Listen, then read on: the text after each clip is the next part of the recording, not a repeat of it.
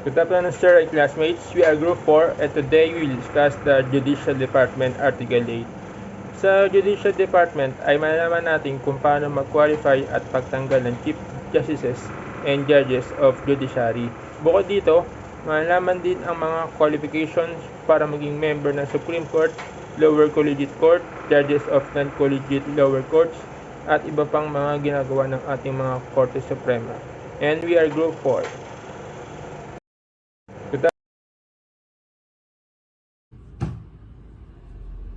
Our group will report the Article 8, the Judicial Department, Part 2. So, ang topic for discussions natin is yung qualification, tenure, removal of the Chief Justice, Justices, and then the Judges of the Judiciary. So, first is yung Section 7. So, based sa section na to, andito yung mga qualifications na kailangan to become a Supreme Court Judge. So, sabi dito, you should be a natural-born Filipino citizen, at least 40 years old, and then dapat may experience ka of being a judge sa lower court at least 15 years mas nag-practice ka ng law sa Pilipinas. You should also be proven na you are competent, may integrity ka, and then strong moral principles. To be a member of the Supreme Court, you must be a natural-born citizen of the Philippines, must be at least 40 years of age, must have been for 15 years or more a judge of a lower court or engaged in the practice of law in the Philippines, and a person of proven integrity, probity, and independence. And to be a member of a lower collegiate court, you must be a national-born citizen of the Philippines, member of the Philippine Bar, possessing the other qualifications prescribed by Congress, and must be a person of proven competence, integrity, probity, and independence. And to be a member of judges of non-collegiate lower courts, you must be a citizen of the Philippines, members of the Philippine Bar, possessing the other qualifications prescribed by Congress, and persons of proven competence, integrity, probity, and independence. So good afternoon. For the Judicial and Bar Council, the Judicial and Bar Council, abbreviated as JBC, primary task is to recommend appointees to the judiciary and the office of the Ombudsman for the President perusal. The council aims to enhance the quality of search, screening, and selection process, as well as insulate the process from undue influence of any kind. Section 8. So, sabi dito, first is, ang Judicial and Bar Council ay binuo under the supervision of Supreme Court that composed of members such as Chief of Justice as ex officio chairman, the Secretary of Justice, and a representative of the Congress as official members, a representative of the Integrated Bar, a professor of law, a retired member of the Supreme Court, and a representative of the private sector.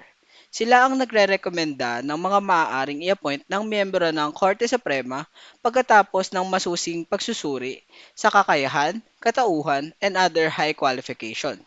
Sa shortlist na kanilang isusumite, pipili doon yung presidente ng bansa. In short, sa generation ngayon, hindi na pwedeng mag-appoint ang presidente basta-basta nang uupo sa judiciary position hanggat hindi dumadaan sa pagsusuri at nagiging kwalipikado sa Judicial and Bar Council. Ang JBC ay tugon sa pangangailangan na ihiwalay yung politika sa pagpili ng hudikatura. So in short, lahat ng mga existing judges mula sa municipal up to the members of the Supreme Court, lahat sila dumaan sa Judicial and Bar Council screening. So meron tayong process para mapabilang sa mga i-screen ng Judicial and Bar Council. Una is yung magkakaroon ng opening ng vacancy. Like for example, sa Supreme Court, sa day na mag-end yung term ng isang nakaupo or merong bigla ang pangyayari like death or merong magre-retire, so merong 90 days yung presidente para mag-appoint. With respect naman sa lower court, once na magkaroon ng opening, ito ay i-announce, then yung mga interested, they can be nominated by a person or organization that believes in the capacity of that particular person or directly apply to the Judicial and Bar Council. So dun sa nominated person, kailangan merong significance acceptance dun sa pag-nominate sa'yo. Kasi kung hindi, mawawalan ng saysay yung pag-nominate sa'yo. Second is, ang presidente ang dapat nag-a-appoint or pumipili ng regular member ng konseho or council sa loob ng 4 na taon at dapat ito ay may pahintulot ng Commission on Appointments. Ang representative ng Integrated Bar ay dapat magsilbi sa loob ng 4 na taon. Ang professor ng batas ay dapat magsilbi ng 3 taon. Ang retired justice ay dapat magsilbi sa 2 taon at ang representative ng private sector ay dapat magsilbi ng 1 taon. Ang clerk of Supreme Court ang dapat secretary ex officio of the council at dapat siya ang nagtatago ng mga talaan ng mga paglilitis na ginagawa nito. Ang regular na member ng konseho or council ay dapat tumatanggap ng compensation or sahod at ang Supreme Court ang naka-assign para magdeklara kung gaano ito kalaki. Dapat din na ang Korte Suprema ay maglalabas ng taunang budget or annual budget para sa council.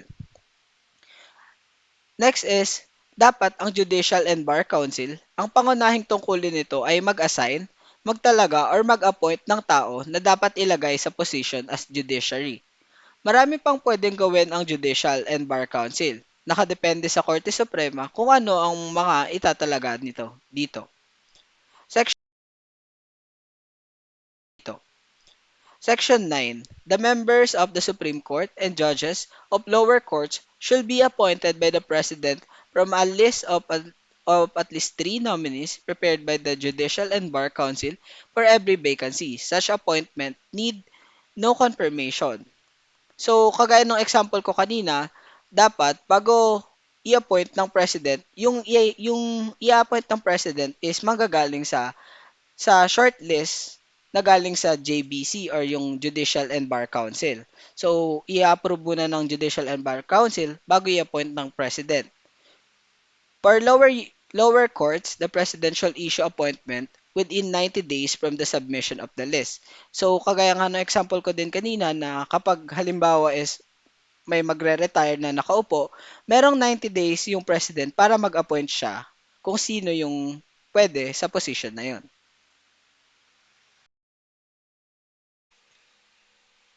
Principal function of the Judicial and Bar Council.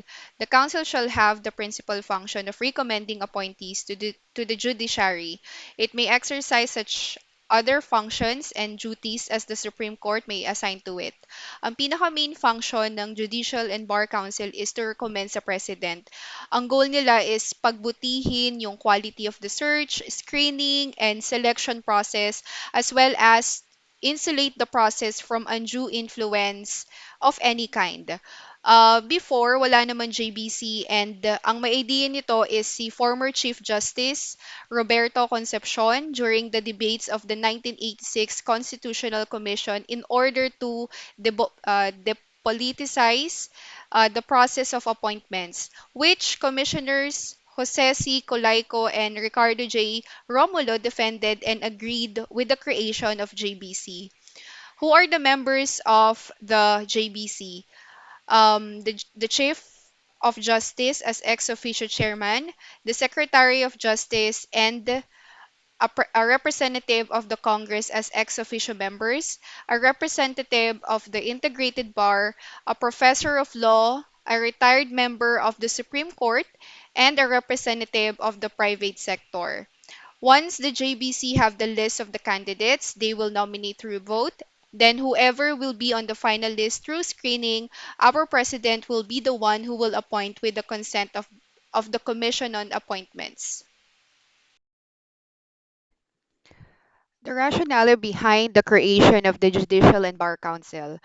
The council was principally designed to eliminate politics from the appointment of the judges and the justices. Thus, appointments to the judiciary do not have to go through a political commission on appointments. So basically, ang rationale behind the creation of the Judicial and Bar Council is may alis ang pagkakaroon ng politika sa pagpili ng mga mauupo as judges and justices.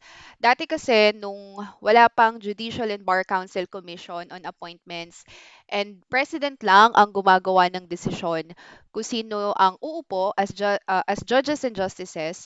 So hindi maiiwasan na ang ma-appoint ng mga tao na may halong politika, kaya nabuo yung JBC or Judicial and Bar Council para maiwasan yung ganong sitwasyon na magluluklok ng mga tao kahit hindi naman sila karapat-dapat.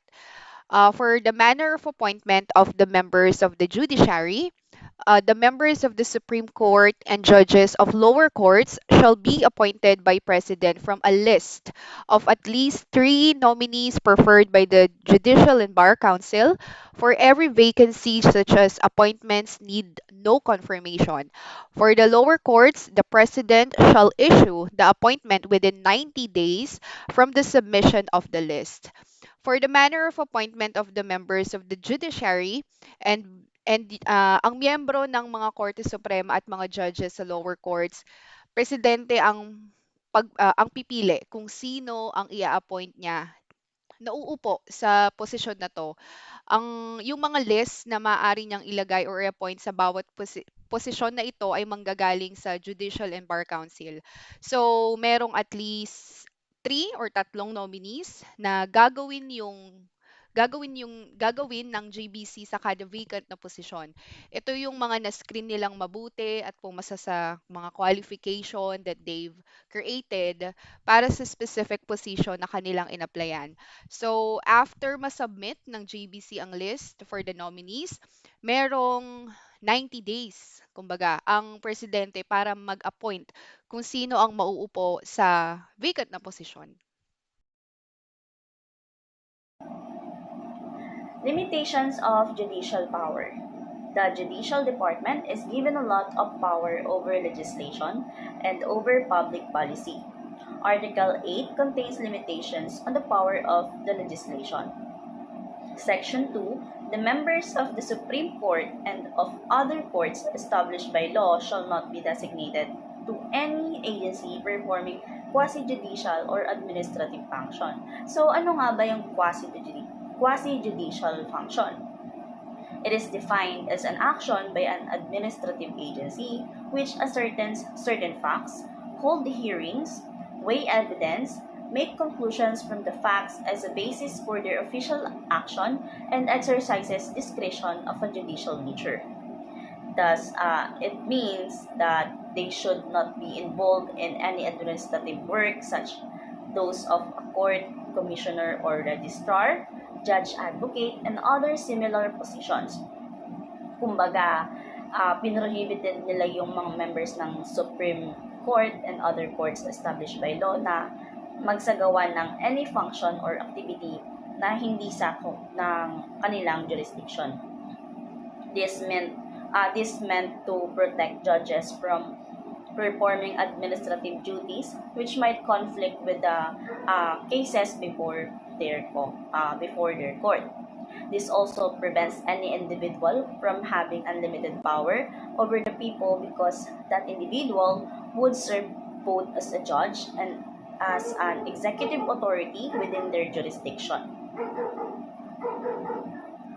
So, prohibition against designation to quasi-judicial and or administrative agencies. In the past administration, the management of public affairs, members of the judiciary were sometimes designated to executive positions in the government, and at the same time na-retain nila yung kanilang rank or yung seniority as such members. But this practice is not longer possible under the new constitution, which is the prohibition against designation to quasi-judicial function.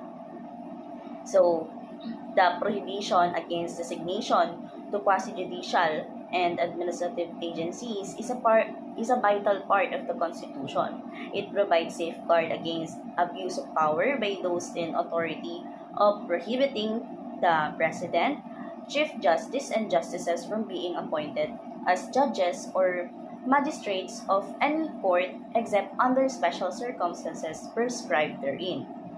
This provision ensures that government officials can be controlled by special interest groups or political motives even if there are allegations of wrongdoing.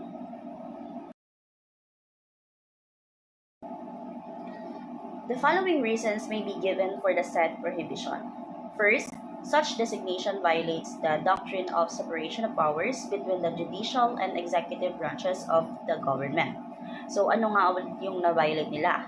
Ito yung the doctrine of separation of powers, which stresses the existence of a strict division between the three branches of government in order to ensure na walang accumulation and concentration of power.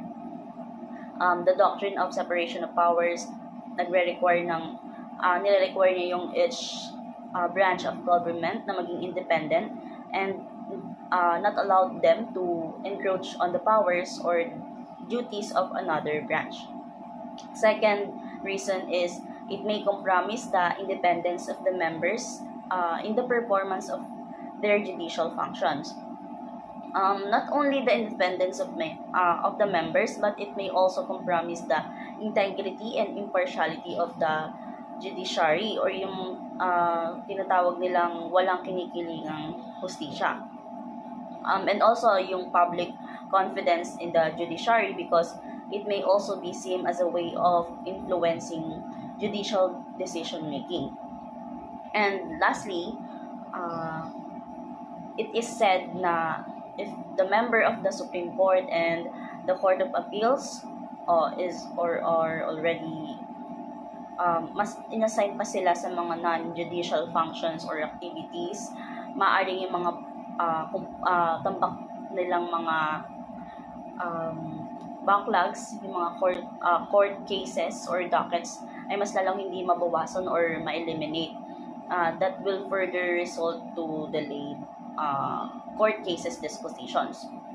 So this would not only have a negative impact on the court's efficiency and reputation, but also ma-raise din ito yung constitutional issues. For example, ngayong sinabi kanina na the separation of powers of doctrine.